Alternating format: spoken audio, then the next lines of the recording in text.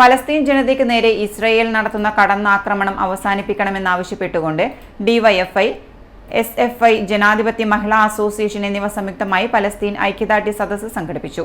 കണ്ണൂർ ജവഹർ ഓഡിറ്റോറിയത്തിൽ നടന്ന പരിപാടി ഡിവൈഎഫ്ഐ അഖിലേന്ത്യാ പ്രസിഡന്റ് എ റഹീം MP ഉദ്ഘാടനം ചെയ്തു. നമ്മൾ നേരത്തെയും ഒരുപാട് തവണ പാലസ്തീനു വേണ്ടി മുദ്രാവാക്യം വിളിച്ച് തെരുവിലിറങ്ങിയിട്ടുള്ളവരാണ്, മഹാറാലികൾ നടത്തിയിട്ടുള്ളവരാണ്. ഇപ്പോഴും അത് ചെയ്യുന്നു, ഇനി നാളെയും നമ്മളത് ചെയ്യും. ഇന്ത്യൻ ഇടതുപക്ഷത്തിലൊക്കെ നിലപാടുകളുണ്ട്. ആ നിലപാട് പൊരുതുന്ന പാലസ്തീനൊപ്പമാണ് നമ്മൾ. നമ്മുടെ രാജ്യത്ത് ദീർഘകാലമായി പാരതന്ത്ര്യത്തിൻ്റെ കയ്പ് കുടിച്ചവരാണ് നമ്മുടെ രാജ്യത്തിൻ്റെ ചരിത്രം. നമ്മുടെ പൂർവികർ അങ്ങനെയുള്ളവരായിരുന്നു.